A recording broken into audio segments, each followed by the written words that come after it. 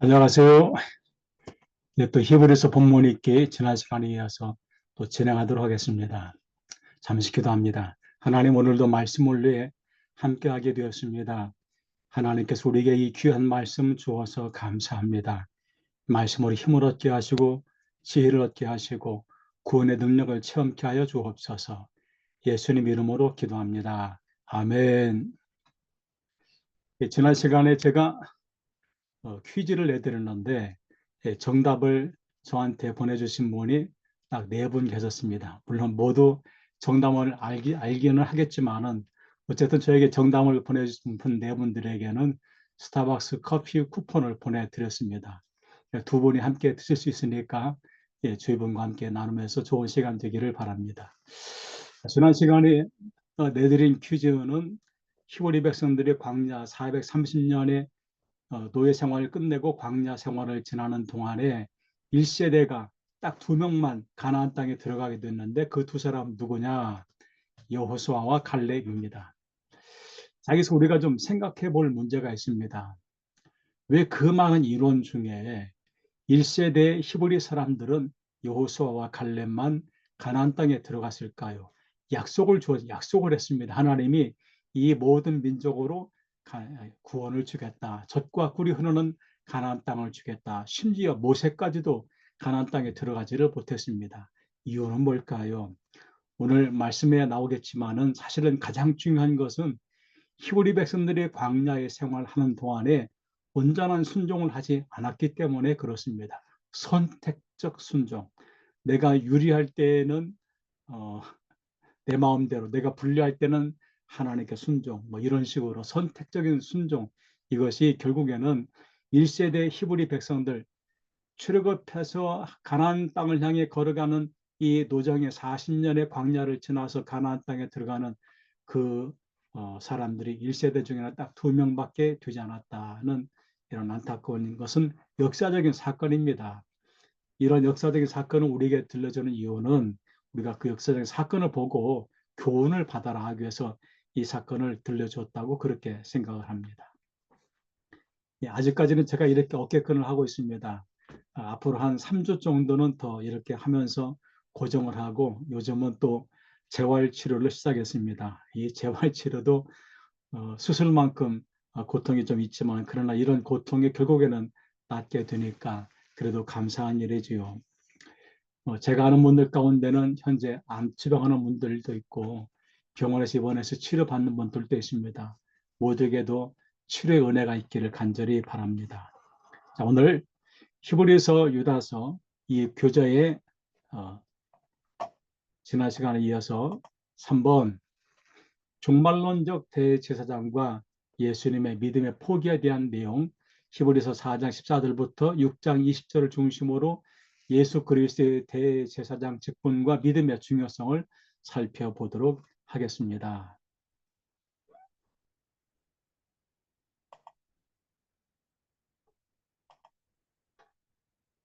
첫 번째, 안식에 대한 약속입니다.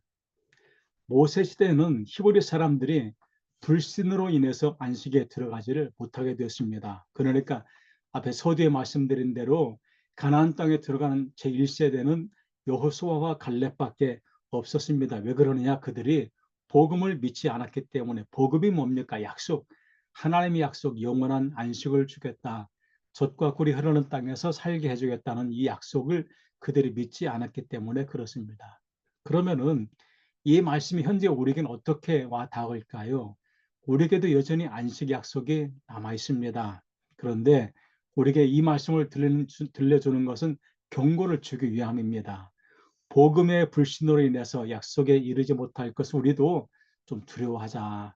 즉 하나님의 약속 복음을 믿고 살자는 교훈을 주기 위해서 이 말씀을 우리에게 이 사건을 들려주고 있습니다. 그러면은 하나님의 안식은 무엇일까? 맨 먼저 하나님께서는 천지를 창조하신 다음에 제7째 되는 날, 성경은 7일이라고 기록되어 있죠. 7째 되는 날 안식을 하셨는데, 그런데 이 안식한 사건을 다시 여기서 언급하는 이유는 도대체 무엇일까요? 창조 안식, 하나님의 천지를 창조하신 다음에 하나님도 안식을 하셨습니다. 그리고 여기서 다시 아는 이유는 하나님의 안식은 여전히 유효하다. 우리도 하나님 누리신 그 안식을 누리시는 자격이 있다. 우리도 누릴 수가 있다. 무엇을 통해서? 우리는 예수 그리스도를 통해서 영원한 최종 안식을 가질 수가 있다는 약속을 우리에게 주고 있습니다. 그러니까 이거 하나입니다. 가나안 땅에 들어가는 약속을, 즉 안식의 약속을 받은 히브리 백성 가운데 딱 두 사람 여호수아와 갈렙만 들어간 이유는 그들이 이런 안식의 약속, 복음을 믿지 않았기 때문에, 또는 선택적으로 믿었기 때문에. 그런데 우리에게도 이 말씀을 히브리 기자가 하는 이유가 뭘까요? 그 약속은 여전히 유효하다. 우리도 앞으로의 길을 바라보며 걸어가는 삶, 그래서 그것은 우리의 최종 안식 그날을 바라보며 살아가기 때문에 그렇습니다. 세 번째, 안식의 약속. 히브리서 4장 7절 8절에서 여호수아 시대의 가나안 땅에 들어갔음에도 다시 다윗 시대의 안식 약속을 언급하는 이유는 무엇 때문일까요? 여호수아 시대에 안식에 들어갔습니다. 누가? 이제는 제2세대, 제3세대, 출애굽했던 제2세대, 제3세대 플러스 여호수아와 갈렙이 가나안 땅에 들어갔습니다. 그런데 이 안식은 영원한 안식이 아니고 임시적인 안식이란 겁니다. 또 다윗 시대에도 안식의 약속을 재언급하는데, 왜냐하면은 가나안 종착이 최종 안식처가 아니기 때문에 그렇습니다. 그러면은 최종 안식처는 어디냐? 그 안식처는 그리스도 시대, 예수님이 땅에 오셔가지고 그분을 통해 완성된 안식, 그것이 영원한 안식의 언약이기 때문에 그렇습니다. 누가? 그리스도가 성취하는 안식, 이것이 가장 영원한 안식이다. 교재 30페이지입니다. 4번, 그리스도를 믿는 이들의 최종 목적지, 즉 우리의 최종 목적지는 어디일까요? 물론 이 땅에서 열심히 살고 이 땅에서 성공하는 것 중요합니다. 정말 필요합니다. 그런데 우리가 들어가는 안식은 그리스도를 믿는 모든 사람들의 궁극적인 목표, 그것은 영적인 안식, 단순한 물리적 휴식을 넘어선 개념이고, 하나님과 화평을 누리는 어떤 화평? 완전한 평화의 기쁨을 누리는 상태. 이것만큼은 좋은 안식이 어디에 있을까요? 이게 젊은 사람들하고 또 나이가 좀 들으신 분들, 연세가 있는 분들 각각의 안식, 쉼 이런 것들에 대한 관점은 조금씩 달라지는 것 같습니다. 근데 정말 공통점은 연령대가 높아질수록, 연세가 높아질수록 이 안식에 대한 개념이 전혀 다릅니다. 왜? 당장 내 앞에 닥친 일들이기 때문에 그렇겠죠. 젊은 사람들은 이런 얘기하면은 잘 먹혀들지 않습니다. 왜? 이 사람들에게는 시간이 많이 있다고 생각을 하기 때문에 그렇습니다. 그런데 우리가 꿈꾸는 최종 목적지를 향해 가는 그 삶은 그렇게 긴 것 같지는 않습니다. 그러니까 우리가 지금 현재 당장 고난과 아픔을 당해도 그것이 그렇게 오래 가지를 않더라. 제가 어깨 수술을 받고서 뼈를 깎는 고통이 무엇인지를 정말 절감했습니다. 그래서 제가 나중에 설교를 하든 무슨 말을 하든 뼈를 깎는 고통, 그런 얘기는 않기로 했습니다. 왜? 제가 경험해 보니까 정말 심합니다. 그런데 이것도 지나갔습니다. 이제는 재활의 고통을 지나가면은 이 모든 고통에서 해방이 되겠지요. 일정 정도의 시간만 지나가면 우리가 당하는 고통은 지나갑니다. 문제도 해결이 됩니다. 그런데 영원한 안식의 문제는 어떻게 해야 될까요? 우리가 끝까지 붙들고 가야 되는 우리 인생의 가장 큰 과제라고 믿습니다. 다섯 번째, 하나님 말씀의 중요성. 우리 4장 12절 같이 읽어볼까요? 하나님의 말씀은 살아있고 활력이 있어 좌우의 날선 어떤 검보다도 예리하여 혼과 영과 및 관절과 골수를 찔러 쪼개기까지 하며 또 마음의 생각과 뜻을 판단하나니. 참 귀한 말씀입니다. 제가 연희에서 목회를 할 때에 늘 이 말씀을, 제가 만날 때마다 이 말씀을 읊어주는 또는 반복적으로 암송하는 부교님이 되었습니다. 그분의 삶을 보면은 늘 이런 말씀 중심으로 살았다는 그런 확신을 갖게 합니다. 왜? 그만큼 이 말씀이 우리의 모든 삶을 이끌어주는 힘이 되기 때문에 그렇습니다. 6번입니다. 히브리서 기자는 4장 1절부터 12절까지는 광야 40년을 지나면서 약속의 땅에 들어가지 못한 히브리 사람들을 언급하는 상황에서 왜 4장 12절 말씀을 제시하고 있을까요? 그러니까 앞에까지는 가나안 땅의 영원한 안식에 들어가지 못한 사람들, 순종하지 못한 사람들에 대한 이야기를 쭉 하면서 왜 4장 12절에서 이렇게 하나님 말씀은 이러이러하다 이렇게 이 말씀을 우리에게 들려주고 있을까요? 크게 세 가지 이유가 있습니다. 먼저 문제의 우선순위를 파악해라. 광야 히브리인들에게 가장 중요한 해결의 문제는 의식주의 문제입니다. 그런데 이것을 누가 해결해 줍니까? 히브리 사람들 농사 지을 수 없습니다. 사냥도 할 수가 없습니다. 이 모든 문제를 하나님이 해결해 주십니다. 만나와 메추라기를 주시고 구름 기둥과 불 기둥을 주시고 그래서 그들이 약속의 땅에 들어가도록 다 주었음에도 불구하고 들어가지를 못했습니다. 이들이 문제의 우선순위를 잘못 파악하고 있기 때문에 그렇습니다. 그래서 두 번째, 우선순위를 재정립해라. 무엇으로? 말씀으로 자기의 발견이 의식주 해결보다 훨씬 더 중요하다. 그러니까 우리가 살아가는데 삶에 많은 필요한 여러 가지 조건들이 있습니다. 여러 가지 요인들이 있습니다. 그런데 그것보다 무엇이 더 중요하느냐? 봐라.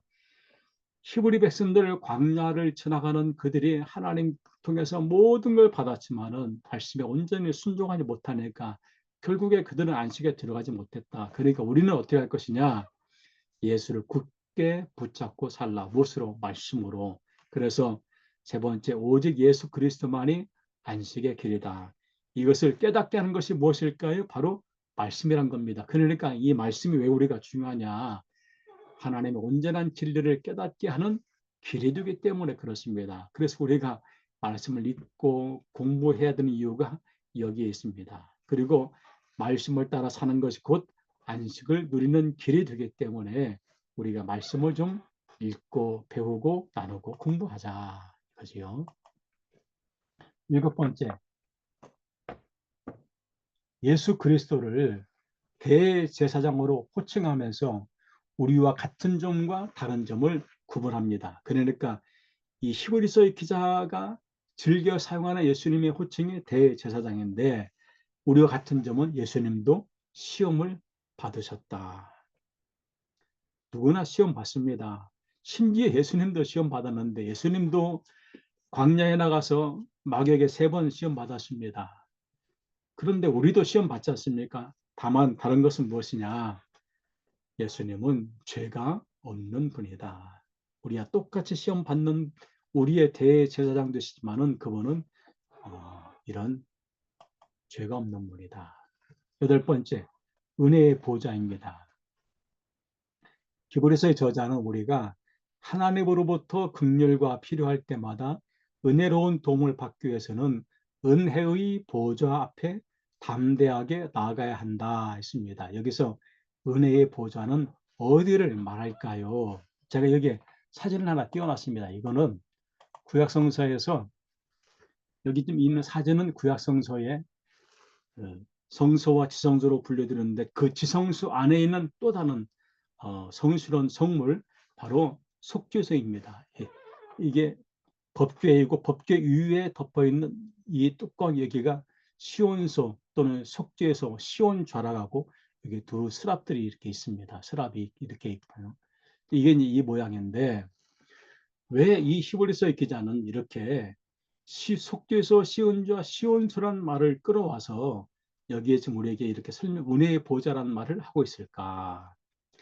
은혜의 보좌라는 말이 헬라어로 드로노스라고 합니다. 이것이 하나님의 보좌, 그리스의 보좌라는 말로 1장 3절, 8절에 쓰고 있는데 4장 16절에 제가 오타나가 있습니다. 4장 16절에 하나님의 보좌가 아니고 은혜의 보좌로 사용합니다. 은혜의 보좌로. 이 은혜의 보좌가 무엇이냐? 하나님이 현존에 계시는 장소란 말입니다. 하나님이 하나님 함께 하신다. 구약시대에 하나님이 거하시는 상징적인 장소, 성막 안에 속죄소에 바로 이 속죄소, 이것과 이 성물과 연관되어 있습니다. 그러니까 속죄가 연락되었을 때만 속죄소는 시온소가 되는 것이고, 속죄소가 연락되지 않으면은 대제사장에게 속죄소는 시온소가 되지를 못합니다. 왜? 그가 죄가 있기 때문에. 그래서 4장 16절에 은혜의 보좌란 말은 모세의 율법의 속죄소가 아닌 하늘에 있는 하나님의 보좌를 우리에게 말해준 것이고, 바로 그리스도가 그리스도인의 대제사장으로 좌정에 있는 장소이다. 그래서 은혜의 보좌는 그리스도인들에게 은혜를 베푸시는 하나님의 보좌를 의미한다.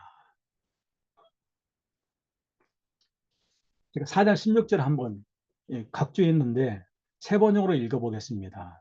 그럼 우리는 담대하게 은혜의 보좌로 나아갑시다. 그래야 우리가 자비를 받고 은혜를 입어서 제때에 주시는 도움을 받도록 합시다. 그러니까 구약시대의 시온소가 이제는 대제사장만 들어갈 수 있는데, 이제는 우리의 대제사장 되신 예수님이 자신의 몸을 속죄함으로 이제는 우리가 하나님께 나아가는 이 시온소에 나가는 길을 열어주었습니다. 그래서 누구든지 은혜의 보좌 시온소 속죄소로 갈 수가 있다. 아홉 번째, 대제사장의 조건은 무엇일까요? 5장 1절부터 4절의 말씀 보니까 32쪽입니다. 대제사장의 조건 세 개입니다. 하나님의 택하심을 받은 사람, 또 법망에 갖춰진 사람, 하나님의 부르심을 받은 사람, 이 세 가지 조건이 있어야 대제사장이 될 수가 있습니다. 그러면은 대제사장이 하는 일은 무엇일까요? 하는 일은 예물과 속죄하는 제사를 드립니다. 누구를 위해서요? 죄를 지은 사람들을 위해서. 그리고 이렇게 속죄의 제사의 제사를 드리는데 누구를 위해서? 자신을 위해서 드리는 겁니다. 그러니까 히브리 시대의 구약 시대의 성소 안에 들어가서 지성소 안에 들어가서 이 제사를 지내는 대제사장은 누구를 위해서? 죄 지은 사람들을 위해, 그리고 죄 지은 자신을 위해 이렇게 속죄의 제사를 드립니다. 그런데 이 구약 시대의 대제사장과 예수님과는 어떻게 다를까? 이 비교를 5장 1절부터 10절에서 이렇게 하고 있습니다. 구약의 대제사장은 아론의 계보입니다. 왜? 아론이 이 레위 지파이기 때문에, 레위 지파, 이 아론의 계보에서 대제사장이 세워지게 되는데, 예수님은 멜기세덱의 계보, 멜기세덱은 어디서 왔는지, 누구로부터 기인했는지, 고향이 어딘지 알 수가 없습니다. 어느 날 등장했고 멜기세덱에게 아브라함이 11조를 드립니다. 이러한 분의 계보를 통해서 오신 분이지 인간의 계보를 통해 오신 분이 아니다. 구약의 대제사장은 하나님의 부름을 받은 사람, 예수님은 하나님의 부름을 받은 하나님의 아들. 그러니까 구약의 대제사장은 사람이지만은 예수님은 하나님의 아들이시다. 구약의 대제사장은 무지하고 미혹된 자를 용납하는 덕이 있고, 예수님은 순종을 배우시는 것, 이 차이입니다. 그러니까 대제사장의 조건은 덕인데 예수님은 순종을 갖고 지내신 분이다. 구약의 대제사장은 사람들의 속죄를 위한 속죄의 제사를 집례하는 사람. 그런데 예수님은 자신이 고난받는 순종으로 스스로 속죄의 제물이 되어서 속죄의 제사를 완성하신 분. 즉 구약의 대제사장은 속죄 제사를 계속 반복적으로 해야 됩니다. 그런데 예수님은 이것을 단 한 번으로 완성하셨다. 구약의 대제사장은 사람들을 위해서 제사를 지낼 뿐만 아니고 자신을 위해서도 제사를 드려야 되는데, 예수님은 이미 자신이 영원한 구원의 근원이 되셨기 때문에 자신을 위한 제사는 드릴 필요가 없는 분이시다. 12번째, 멜기세덱의 반차를 따른 대제사장을 강조합니다. 자, 이렇게 레위 지파 또는 아론의 지파에서 나오는, 아론 자손의 후손에서 나오는 이 대제사장의 계보를 말하지 않고 멜기세덱의 반차란 말의 의미는 제가 주번 여기 각조 10번에 다뤄놨습니다만 서열 또는 계보를 의미하는 겁니다. 서열. 그러니까 아론의 계보가 아니고 멜기세덱을 따른 이유는 뭐냐? 이분의 우월성, 그리스도가 아론 계보의 대제사장보다 훨씬 더 뛰어나다는 우월성 또는 우주성, 히브리인들이 생각하는 민족 종교, 히브리인들 유대인들의 종교가 아니고 유대교의 굴레에서 벗어나도록 이들을 돕기 위해서. 왜? 히브리서를 받는 사람들은 디아스포라, 유대인 디아스포라 기독교인인데 이 사람들에게 생각에는 대제사장 하면은 구약시대의 대제사장을 생각하니까 우리가 믿는 예수 그리스도의 대제사장 되심은 훨씬 더 뛰어나는 유대교의 틀을 뛰어넘는 우주적인 분이다는 것을 강조하기 위해서 이렇게 말해주고 있습니다. 13번째, 수신자들의 신앙 상태는 어떠할까? 그러니까 유대인 디아스포라 기독교인들의 신앙 상태는 어떠했을까요? 이 사람들이 이미 다 성경 말씀을 웬만큼 아는 사람들입니다. 왜? 히브리인들은 어려서부터 동네 회당에서 이미 교육을 받고 자랍니다. 이들이 예수님을 믿게 되었습니다. 그러면은 이들이 예수를 믿고 신앙생활하면서 나름대로 교육을 받았으니까 선생이 되어 있어야 될 사람, 다른 사람을 가르칠 만한 상태가 되어 있는 사람이 되어야 되는데 이들이 아직도 신앙의 또는 말씀의 초보적 상태에 머물러 있습니다. 이들이 초보적 원리를 배우는 초보 신앙의 상태에 있으니까 그래서 이들에게 좀 배워라. 왜? 무엇을 위해? 자신의 성장을 위해. 그리고 타인을 가르치기 위해서 내가 배운 만큼 그만큼 다른 사람을 가르칠 수가 있으니까 그러니까 네가 배워라 이 말입니다. 저도 한 15년 햇수로땅 한 18년 정도 교수 생활을 했지만은 늘 크게 마음이 와닿습니다. 교수가 아는 만큼 학생이 성장한다. 그러니까 가르치는 사람이 배운 만큼 배우는 사람에게 가르칠 수가 있다. 히브리 사람들이 제대로 배우질 않았습니다. 그러니까 이들에게 좀 잘 배워서 너희 자신의 신앙도 좀 높이고 그리고 다른 사람의 신앙생활을 이끄는 그런 교사가 되기를 당부하고 있는 것이지요. 예, 이 하다 보니까 14번이 빠졌습니다. 15번 넘어갑니다. 교재에는 14번이 없습니다. 15번. 젖 먹는 자와 단단한 음식을 먹는 자. 어린아이는 젖을 먹습니다. 그런데 10살이 되었어도 젖을 먹는다? 문제가 있는 거지요. 이 젖 먹는 자라는 것은 정신 상태가 어린아이 같고 신앙의 상태가 말씀의 능력, 말씀의 은혜를 제대로 경험해 보지 않은 사람입니다. 그러니까 은혜 받았다, 능력 받았다, 뭐 사명 받았다도 중요하지만은 정말 중요한 것은 말씀 은혜를 제대로 체험하지 않으면 우리가 여전히 젖먹는 어리 같은 신앙의 상태에 머물러 있다는 이런 권고를 주고 있습니다. 그래서 우리가 어떻게 할까?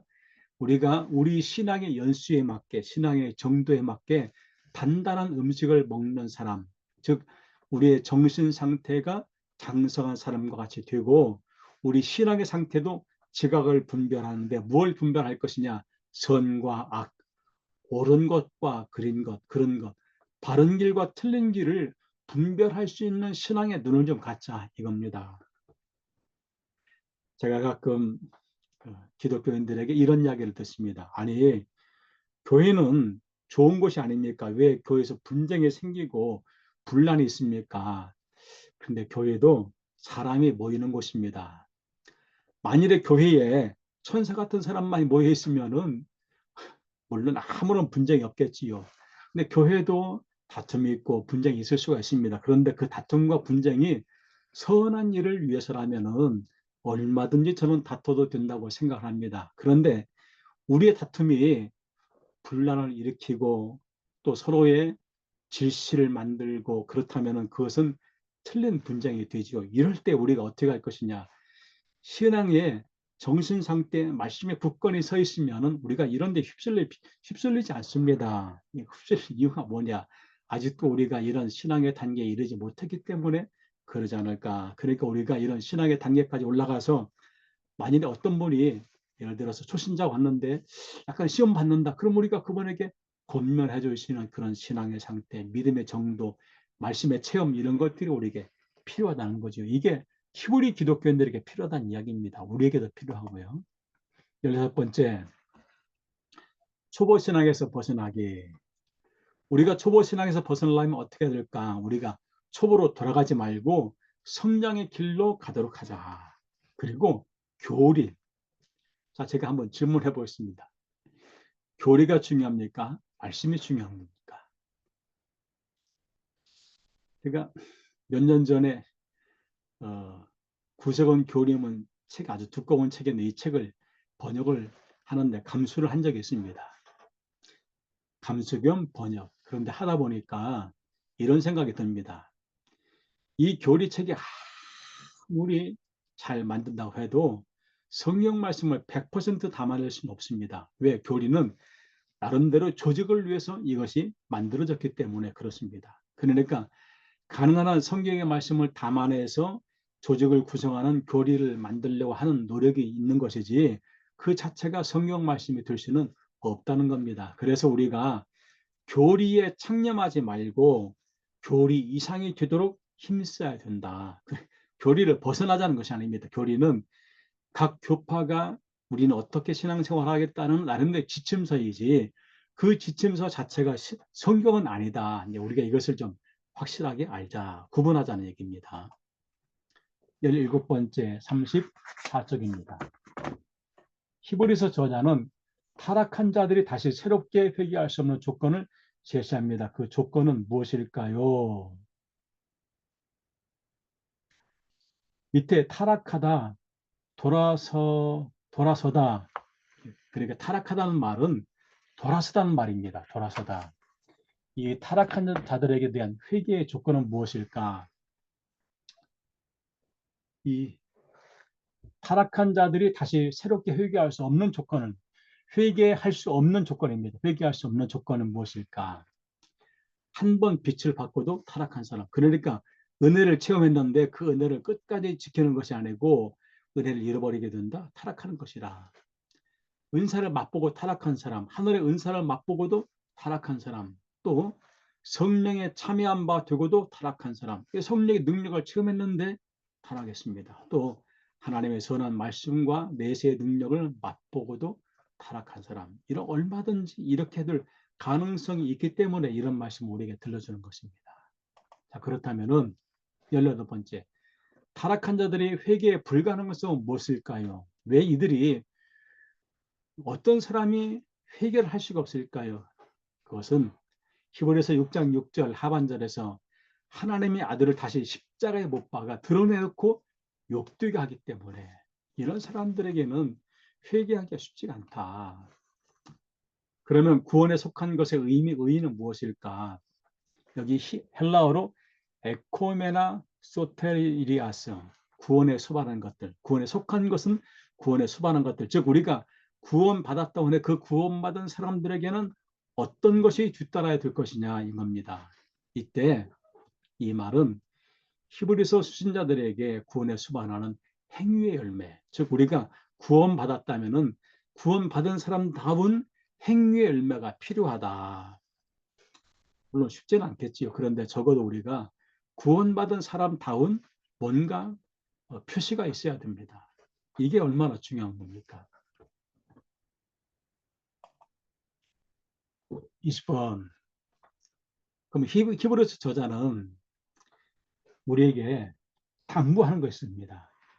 히브리서 저자가 회개하게 할 수 없는 타락한 자들과 히브리서 수신자들 안에 구원에 속한 것이 있음을 확신하는 그의 바람은 무엇일까요? 두 가지입니다. 첫 번째, 부지런하자. 두 번째는 본받자. 자, 무엇에 부지런할 것인가? 각 사람이 동일하게 부지런하여 끝까지 소망의 풍성함을 이루게 하는 것. 즉 우리가 나름대로 예수를 믿고서 우리가 그리스도 안에 나름대로 소망이 있다면 그 소망을 이룰 수 있도록 우리가 열심히 같이 노력하자. 그리고 게으르지 말고 믿음과 오래 참음으로 약속을 기업으로 받은 이들을 본받자. 즉 우리 신앙의 선조들, 믿음의 선조들을 본받으며 살자 이겁니다. 반대로 누군가가 우리를 보고 나도 저렇게 살아야지 얼마나 큰 복을 받은 사람들입니까? 우리가 이런 사람이 되기를 축복합니다. 21번째, 하나님의 아브라함 축복의 맹세 이유가 무엇일까요? 하나님이 아브라함을 축복할 때에 내가 반드시 너에게 복주고 복주며 너를 번성하게 하고 번성하게 하리라 라고 하시며 하나님의 당신에게 스스로에게 맹세했습니다. 이유가 무엇일까?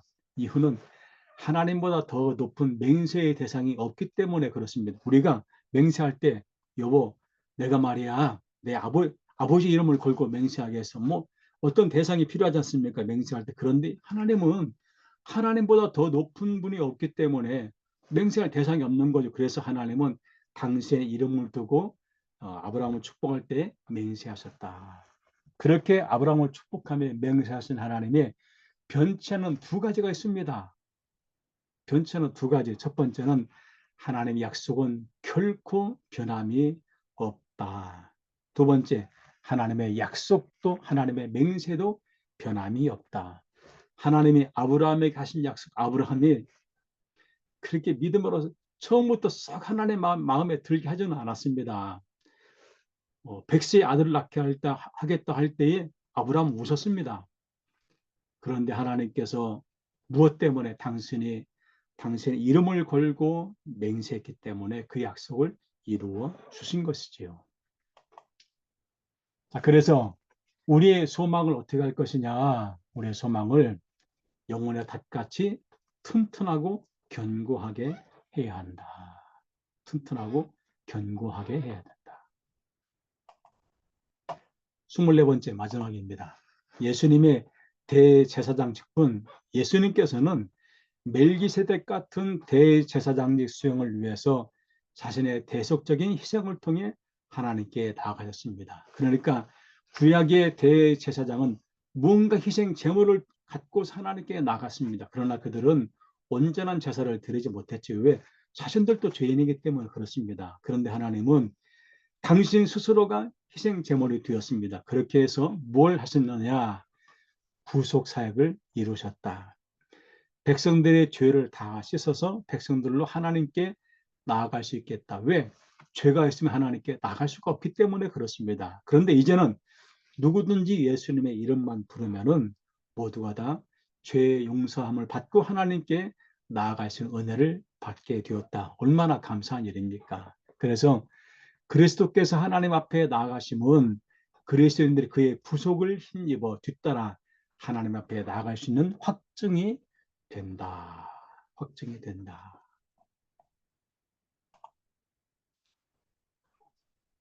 예수님의 희생, 죄 용서, 하나님께 나아갈 수 있는 길을 열어주는 것. 이것이 바로 그리스도의 구속의 사역의 의미이다.